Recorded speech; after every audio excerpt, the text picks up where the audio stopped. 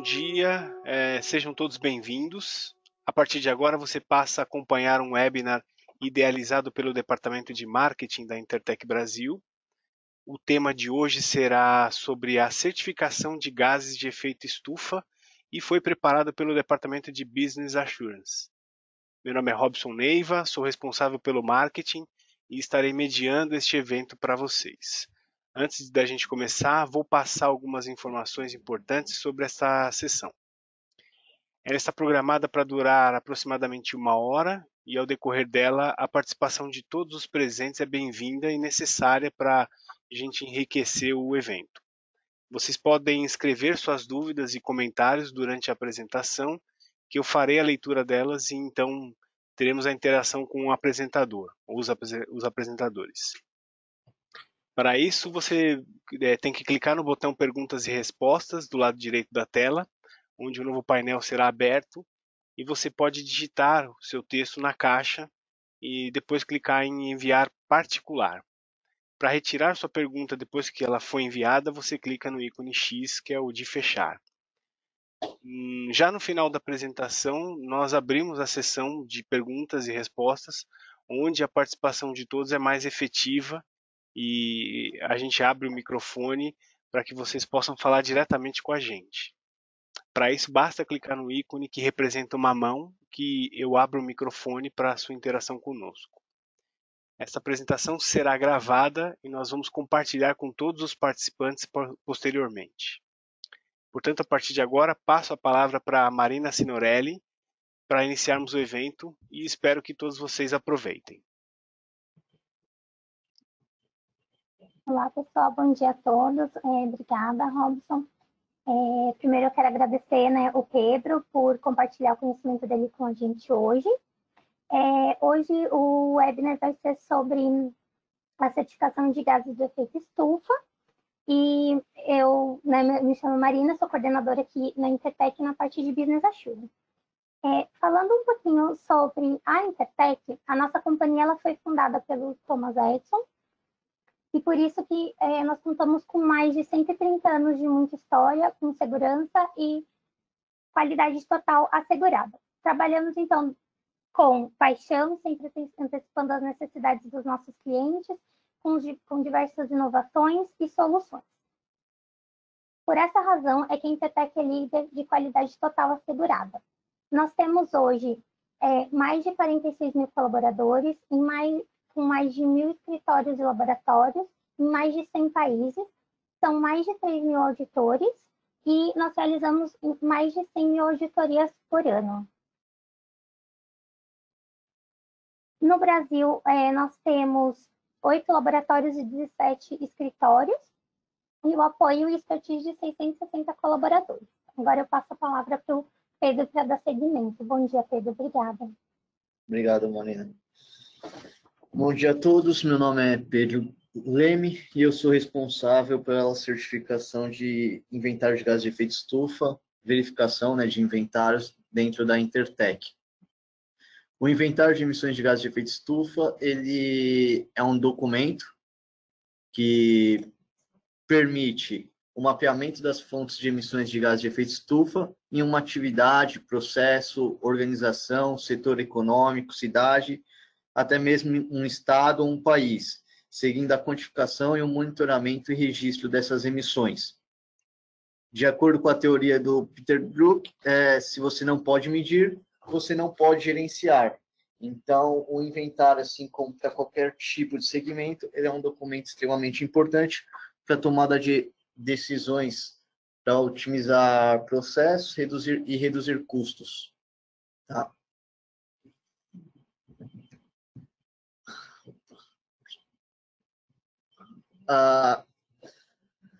Os benefícios do inventário de gás de efeito estufa é a promoção e reconhecimento do mercado, a possibilidade de participação no mercado de carbono, que é um mercado em crescimento, na parte de sustentabilidade.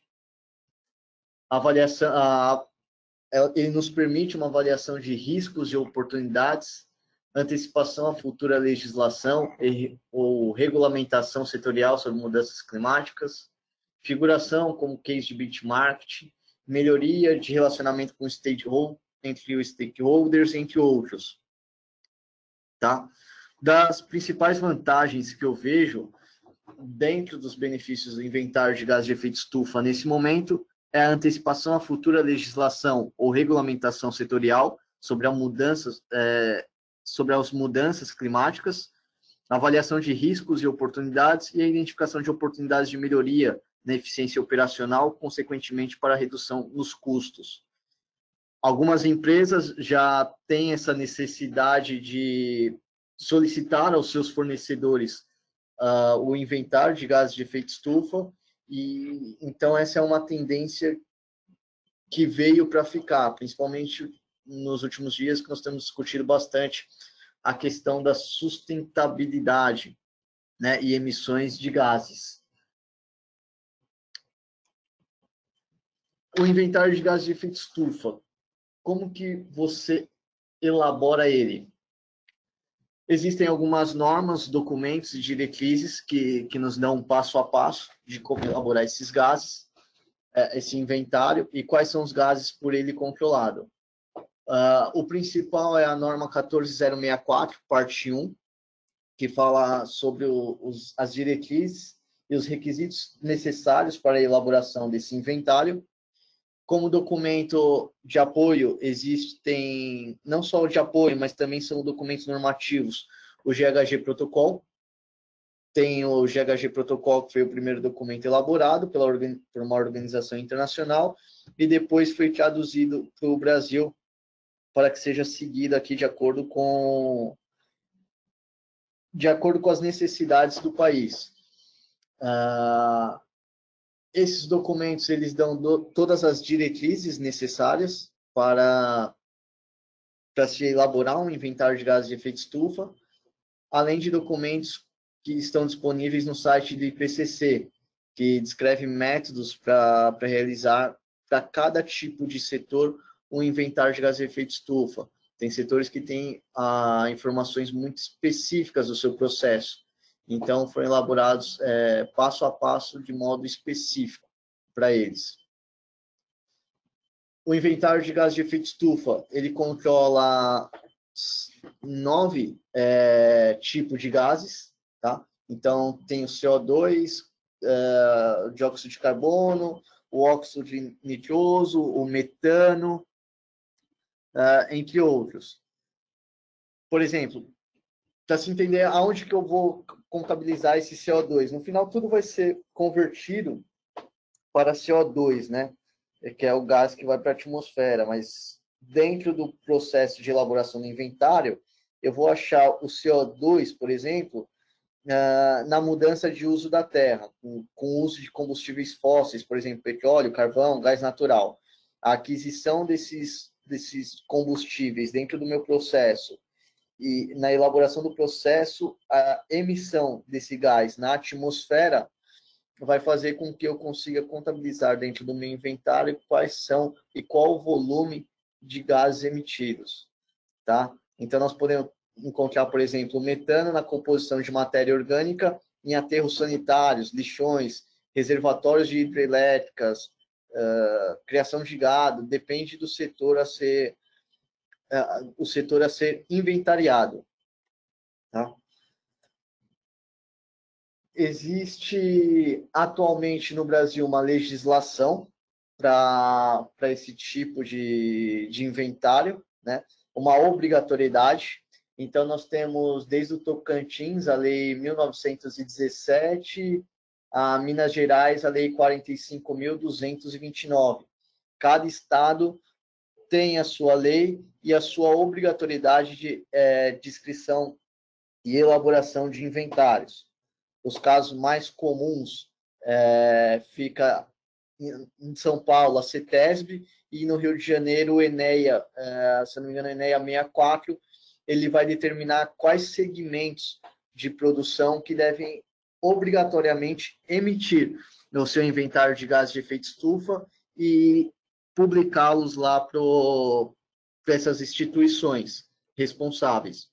Então, até mesmo para você conseguir um uma licença ambiental, obrigatoriamente você vai precisar elaborar o seu inventário e também publicá-lo para essas instituições.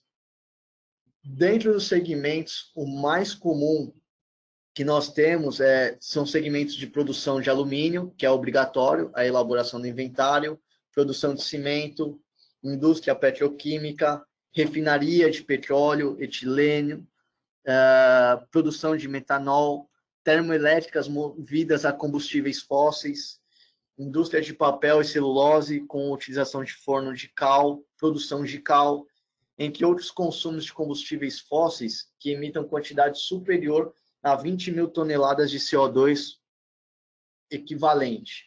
Então, esse tipo de segmento no país, pelo menos no estado de São Paulo e no Rio de Janeiro, e comum em outros países também, obrigatoriamente tem que elaborar o seu inventário de gases de efeito estufa e devem publicá-lo para os órgãos responsáveis, tá? E como é que funciona a verificação de gases de efeito estufa? Como a Intertech é um organismo acreditado pelo Inmetro para realizar a verificação do inventário, a gente vai separar aqui alguns tópicos, né, importantes na elaboração desse inventário e que são comuns na realização de auditoria de serem verificados. Algumas empresas elas têm dúvidas na elaboração dos seus inventários, então o nosso foco aqui é transmitir para vocês quais são os pontos fortes da verificação e que devem ser levantados pelas instituições.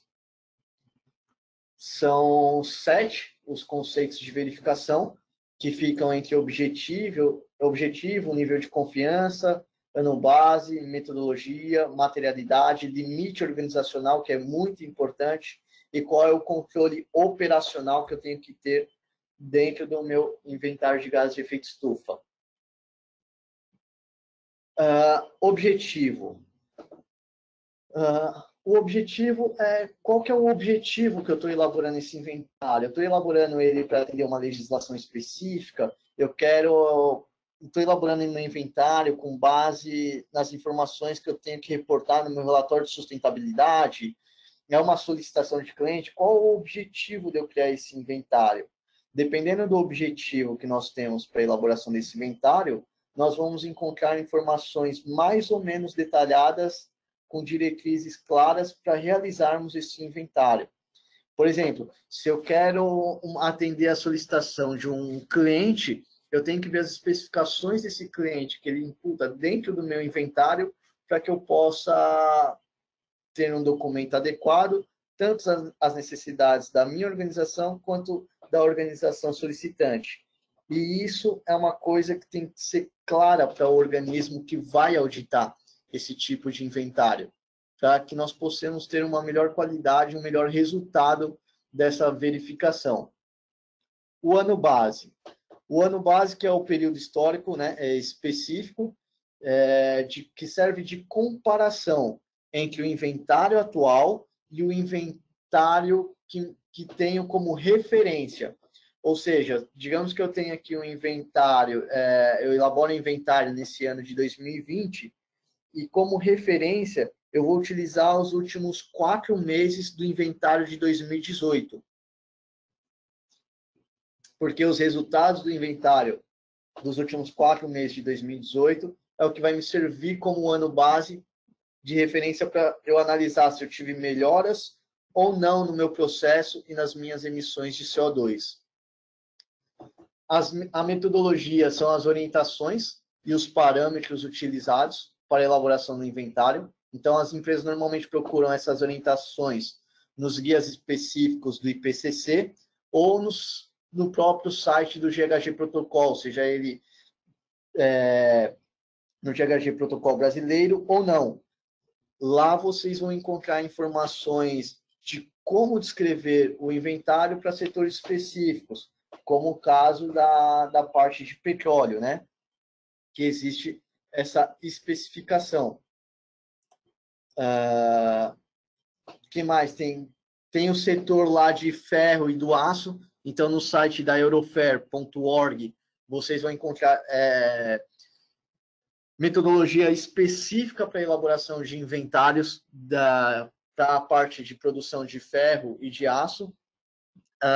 O Instituto Americano, o API, também tem a metodologia para a área de petróleo. Temos também o site do pessoal lá do Cimento Sustentável, no Conselho Empresarial e Mundial para o Desenvolvimento Sustentável, lá no site da WBSDsemente.org, também tem essa informação, tá? Então, a metodologia ela pode ser específica para cada setor. De modo geral, nas especificações do GHG Protocol, já tem uma diretriz pré-definida que cabe a todas as organizações. Porém, algumas empresas precisam de mais detalhe, um aprofundamento maior na sua elaboração de gases. Materialidade. Uma coisa importante quando eu crio um inventário de gases de efeito estufa é eu saber o quanto de erro que eu aceito naquele inventário ou não.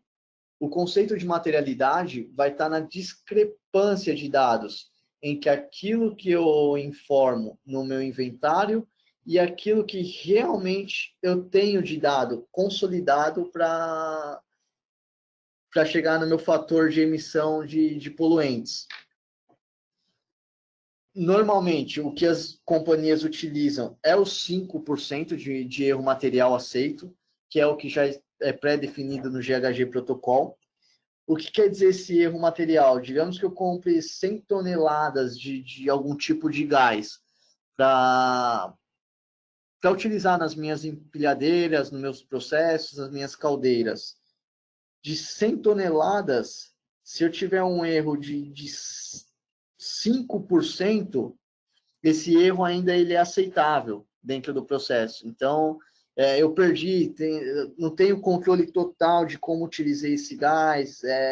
O gás, às vezes, eu vou reabastecendo o tanque e acabei me perdendo na conta. Então, um erro material de até 5% ele é aceitável dentro do programa GHG. Acima disso, ele já não é aceitável. Então, aí nós temos um erro de materialidade, que é o que nós chamamos. Então, aí a empresa ela acaba sendo notificada para que ela crie planos de ações para obter maior controle do seu processo de contabilização de gases. Tá? Então, isso é o que a gente chama de erro material.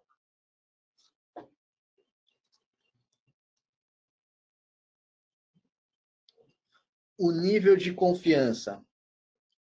O nível de confiança ele pode ser segundo o protocolo do GHG Protocol, que é o mais utilizado, nós podemos ter dois tipos de nível de confiança. O nível de confiança razoável, que é concedido para um relatório de emissões de gases que está materialmente correto, ou seja, está abaixo dos 5%, e é uma representação justa dos dados e informações de gases de efeito estufa. E foi preparado de acordo com as especificações da norma 14064, e o programa utilizado quando aplicável, este é a referência. O que significa isso? Que ele é uma opinião de confiança razoável, ela é geralmente entendida que é aquele que gera o maior grau de confiabilidade possível. Então, ele é redigido de forma positiva, ele tem uma materialidade correta, os dados computados dentro do meu inventário estão de acordo realmente daquilo que eu emito para a atmosfera. Já o caso de um nível de confiança limitado, ele já não é que ele seja o contrário a isso, é que ele tem um erro de materialidade superior a 5%. Então, há indício que o relatório de emissões de gases de efeito estufa não esteja materialmente correto, ou seja, uma representação justa dos dados e informações de gases não foi preparado de acordo com as especificações da norma 14064 ou do programa específico. Às vezes, faltou computar lá alguma fonte que é clara dentro do processo e está dentro do controle da organização. Tá? Isso gera um grau de confiabilidade menor e mesmo assim ele acaba sendo aceito aí por alguns protocolos, como o INEA 64. O pessoal aceita, mas não é 100% confiável. Um outro exemplo que eu poderia dar nisso, desse exemplo de não confiável, foi o que aconteceu esse ano com a pandemia, tá? Com esse ano da pandemia, muitas organizações optaram por uma auditoria remota. O programa aceitava a auditoria remota, o Inmetro também nos permitiu essa possibilidade, porém, existia uma especificação que caso o número mínimo de visita às instalações não fosse atingido, ou seja, deveria realizar 10 visitas, eu só consegui visitar 5 instalações, 9 instalações, o processo de verificação iria obter um nível de confiança limitado e não poderia receber um nível de confiança razoável, porque eu não consegui ver 100% daquilo que estava no nosso planejamento, entendeu? Esse é um outro caso de nível de confiança limitado. Ele não é prejudicial, ele funciona assim, eu fiz o inventário, beleza, já tomei o primeiro passo. O segundo passo que eu tenho que tomar é melhorar o meu inventário para os próximos anos e me tornar um inventário confiável, bem com as informações razoáveis. Então, o pessoal vai acabar aceitando de melhor forma esse tipo de inventário, tá?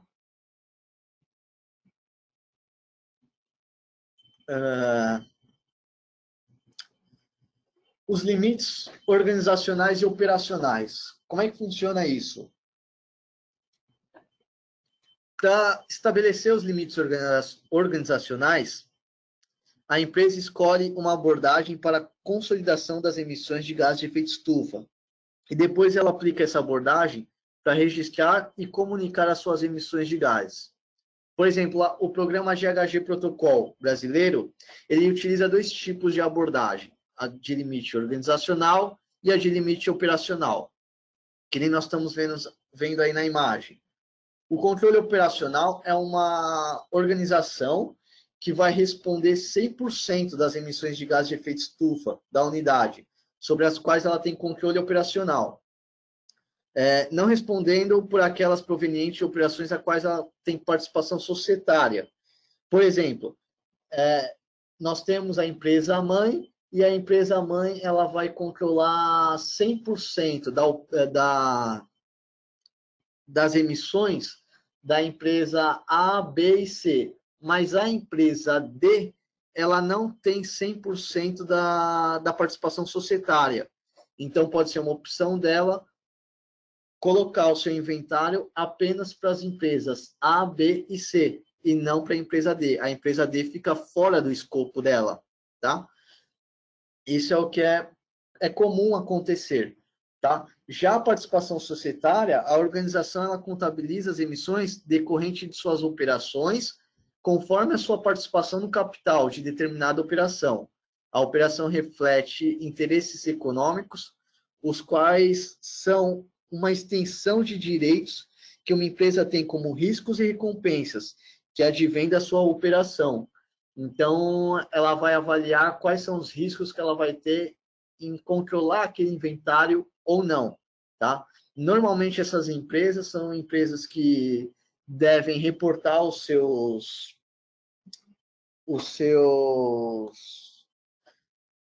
inventários para relatório de sustentabilidade dentro de companhias e dentro até de empresas multinacionais, tá?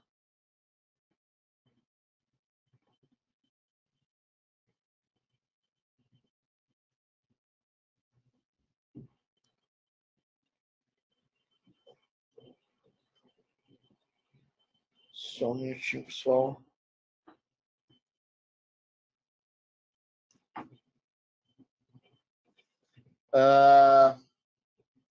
Bom, não sei se vocês estão conseguindo ver minha tela, eu acredito que sim. Tá. Vamos lá. Sua tela ainda está nas empresas. Está nas empresas, tranquilo aqui. Então, vamos lá explicar como é que funciona essa parte das empresas. Eu tenho a empresa A, que controla uma frota de barcos dentro das suas emissões no inventário. Então, o limite organizacional vai estar relacionado entre a empresa, a instituição em si, quais são as empresas dentro do meu controle que eu vou determinar que vão fazer parte desse meu inventário. Já o limite operacional, ele vai estar relacionado às operações dentro de cada empresa que eu controlo para o meu inventário. Por exemplo, para a empresa A, ela faz diversos tipos de operações, mas eu só considero dentro da empresa A a minha frota de barcos. Então, somente as emissões das frotas de barcos é que eu considero dentro do meu inventário de gás de efeito estufa. Eu posso fazer isso? Posso, desde que esteja claro dentro do meu inventário essas limitações operacionais e organizacionais, tá? Então, eu posso controlar a frota de automóvel numa empresa, na outra eu controlo as emissões de uma caldeira. Claro que isso tem que estar bem claro, definido e não pode dar duplicidade de informação. Então, alguém não pode emitir duas vezes o mesmo gás, tá? De uma determinada operação, duas vezes a mesma operação dentro da mesma empresa, duplicado, ou omitir uma fonte de emissão de gás que seja relevante para o inventário. O que são isso daí? Essas fontes e sumidouros, elas se baseiam no seguinte: uma fonte de emissão, que nós estamos falando aqui, que emite o CO2, ela pode ser entendida como um equipamento, um processo no qual ocorre a liberação de um ou mais gases de efeito estufa na atmosfera. Por exemplo, uma fonte de emissão é motor de combustão interna, equipamento que consome eletricidade, caldeiras, entre outros tipos de equipamentos. Por exemplo, empilhadeiras que nós utilizamos dentro das instalações. Isso são fontes de emissões de CO2 que eu vou contabilizar dentro do meu inventário de gases de efeito estufa. Tá? Já os sumidouros, eles são contrários. Então, se eu tenho as fontes, que são tudo aquilo que gera CO2 na atmosfera, os sumidouros são aqueles que retêm esse CO2 na atmosfera. Chega a ser um pouco mais difícil nós comprovarmos os sumidouros, mas existe ferramenta para isso. Tá? Por exemplo, um dos sumidouros que é comum o pessoal utilizar é por meio de ventiladores que absorvem o CO2 do ar, através de filtros que aquecem, eles vão aquecer a 100 graus o calor gerado por uma usina de reciclagem. Isso daria como resultado o gás de CO2 puro, que seria mais benéfico assim, para a atmosfera. Então, outra coisa que é comum as empresas terem, principalmente aquelas que fazem tratamento de água, é colocar perto de uma fonte de luz algas que são capazes de absorver o dióxido de carbono e emitir o oxigênio. Então, algumas empresas fazem esse tipo utilizam, né, desse tipo de sumidouro, tá? Então, não são só as fontes que vão dentro do meu inventário de gases de efeito estufa. As ferramentas que eu tenho para absorver essa emissão também coloco no inventário e isso é auditado. Tá?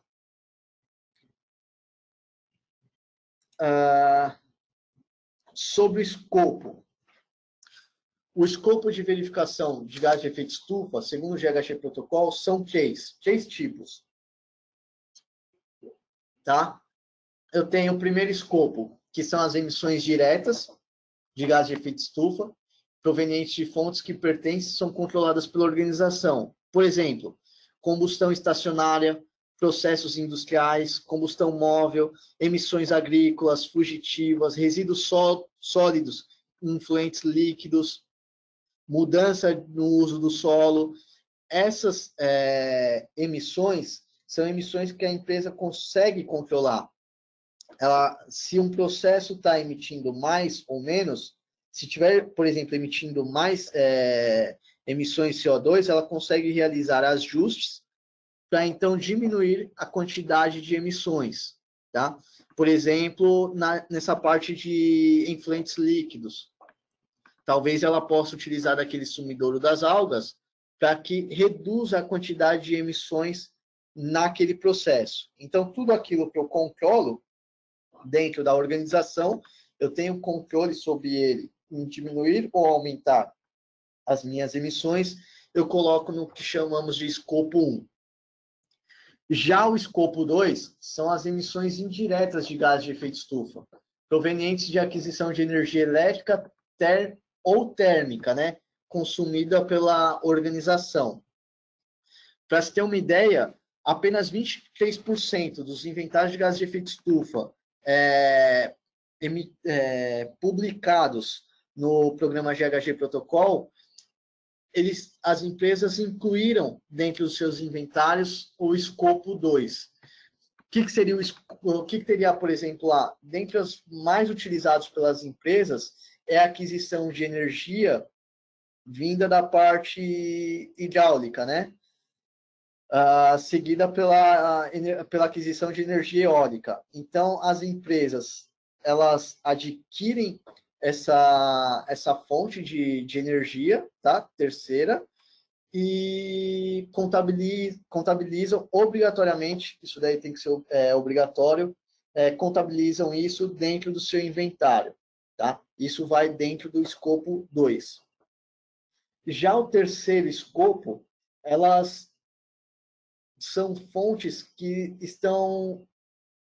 elas não fazem parte do controle da organização. A organização ela não consegue aumentar ou diminuir essas suas emissões, mas ela consegue contabilizar isso de forma segura, tá? Por exemplo, viagens a negócios. Qual foi o carro utilizado pelo funcionário? O funcionário ele se desloca do ponto A ao ponto B utilizando um carro com combustível etanol. Então, o cálculo do combustível pela quilometragem, nós vamos saber que tipo de emissão, qual a quantidade de CO2 que foi emitido na atmosfera. Isso é capaz, através de planilhas, tá? de conversão, como a do GHG Protocol brasileiro, e essas fontes de emissão caem diretamente dentro do escopo 3. Por exemplo, o deslocamento dos funcionários da empresa de casa para o trabalho todo dia, qual o tipo de transporte que cada funcionário usa, qual a quilometragem que ele utiliza e o tempo utilizado. Esses dados nos permitem termos um controle de emissões oriundas por parte do deslocamento desses funcionários ao trabalho e para suas casas posteriormente. Tá? Esse tipo de emissão, eu consigo diminuir ele, por exemplo, eu consigo pegar um funcionário e falar para ele, não utilize esse transporte público para vir trabalhar. Eu até consigo hoje em dia com home office, mas ele não está no controle direto meu. Eu não consigo fazer um ajuste para que a companhia de ônibus que ele utiliza comece a utilizar um biocombustível mais limpo. Então, como eu não tenho esse controle, eu acabo contabilizando essas informações dentro do escopo 3. Tá? Para você ter uma ideia, dentro do ano de 2019, o que as empresas mais conseguiram contabilizar dentro dos seus inventários foram as viagens a negócio. Isso equivale a 76% de todos os inventários de 2019 e que contabilizaram o escopo 3 dentro do seu inventário. Tá? Além disso, nós temos, como se fosse uma qualificação do inventário, isso para o GHG Protocol, não é um requisito do INEA 64 ou até mesmo da CETESB, tá? E outros estados, mas dentro do GHG Protocol brasileiro, assim como o GHG Protocol, existe uma classificação dos inventários realizados. São 3 tipos. O inventário bronze, que é um inventário parcial, tá? Ele vai ser um inventário limitado. A certificação prata, que é um inventário completo, porém ele não foi auditado por um organismo de terceira parte, tá? E o inventário ouro, que é um inventário completo, ele é certificado por um organismo de terceira parte, que é acreditado pelo Inmetro, que é o caso da Intertech. Essa é uma acreditação que a companhia ela adquiriu para que pudesse fazer a validação desses inventários, tá? Então, se eu tenho um inventário e ele está completinho, ele está ok, ele está dentro de um limite razoável, eu controlo todas as suas emissões de acordo, porém, eu não sou auditado por um organismo de terceira parte para isso. Nesse caso, eu recebo o selo prata. Mas se eu quiser um selo melhor, para dar maior visibilidade da minha organização para outras empresas e ter a certeza de que eu estou contabilizando de forma correta o meu inventário, aí eu chamo um organismo de terceira parte, tá? E aí eu vou ter o selo ouro. Só será qualificado com o selo ouro aquele inventário que, além de cumprir todos os requisitos no enquadramento da categoria prata, que é o escopo 1 e 2, de forma razoável, for verificado por um organismo de terceira parte. 53% das organizações que publicam seus inventários no programa GHG Protocol brasileiro, elas são empresas com o selo ouro, seguido, é claro, depois de 42% de empresas com o selo prata e apenas 5% com o selo bronze. O que isso demonstra? Assim, é que as organizações elas estão focadas em ter assim, o seu relatório de sustentabilidade de forma mais correta e eficiente, tá? E isso tem trazido muitos benefícios, principalmente em ajustes de processos dentro das organizações, reduções de custos reais, principalmente porque a aquisição de energia e de gases para a logística dentro de uma fábrica são fontes caras para as organizações, tá? E aí, uma coisa que ficou assim, quando nós fomos preparar esse documento e levantar aqui alguns casos que nós temos de inventários elaborados por clientes, né? Uma das coisas que ficou bem claro é que as organizações, elas perceberam que quando elas fazem inventário completo, mas elas ficam somente na categoria prata, e depois elas migram um ano depois, elas migram para o selo ouro, elas nunca mais retornam para o selo prata. Isso também é um requisito do programa, é claro. Uma vez que você é selo bronze ou prata, você tem até 2 anos para migrar para o selo ouro. Mas não é esse o fator. É que quando nós vamos realizar auditoria nessas empresas e elas acreditam que estão com inventário completo, elas acabam percebendo que, às vezes, uma fonte, elas estão duplicando aquela fonte, ou então elas estão esquecendo de contabilizar alguma fonte, e só é possível analisar de quem está de fora da companhia. Então, quando nós mandamos o auditor para fazer essa verificação do inventário nas instalações do cliente, e ele dá uma volta pela empresa para observar todo o processo produtivo da organização, ali nós vamos ver gases que muitas vezes não são contabilizados para manutenção de ar-condicionado, fontes de água que nós temos ali para limpeza de resíduos, né, dentro da companhia. São casos que nós que estamos dentro da empresa não nos percebemos, e somente fica clara essa informação quando vem um terceiro que olha para dentro da companhia e fala: ó, aqui você tem uma oportunidade de melhorar o seu inventário. Tem uma fonte aqui que você não está contabilizando e ela é fundamental e está dentro das especificações do GHG Protocol, tá? Então, vamos contabilizar essas fontes? Então, esse é um benefício muito grande da auditoria, e nós percebemos que os clientes estão migrando para esse tipo de controle. principalmente para ter um relatório de sustentabilidade muito mais assertivo do que nós temos dentro dos outros tipos de selo, seja ele o bronze ou o prata até mesmo. Tá? Minha apresentação era isso. Eu não sei se nós temos alguma dúvida, Robson. Você quer falar alguma coisa? Estou aqui disponível para eventuais dúvidas, tá? Esclarecimentos. E eu queria agradecer a participação de todos aqueles que estiveram presentes conosco. Robson, fica com você. Maravilha, Pedro.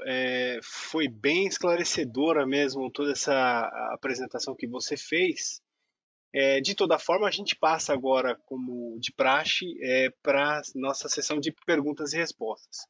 Os participantes que quiserem fazer algum comentário, alguma pergunta, podem clicar aí no ícone da mão, que eu abro o microfone para vocês falarem com a gente. O pessoal depois pode mandar as perguntas, Robson, se eles quiserem, né? Pode, claro. Eu estou vendo aqui que ninguém levantou, ninguém se manifestou, mas se surgir a dúvida aí no decorrer do dia ou da semana, enfim, vocês podem mandar e-mail para a gente vai vai mudar de tela agora, onde vão aparecer os nossos contatos. Então vocês podem tomar nota e se surgir alguma dúvida aí daqui para frente, vocês podem contactar a gente. O Pedro vai estar aí antenado, vai estar ligado e responde a todos vocês na dúvida que vocês tiverem.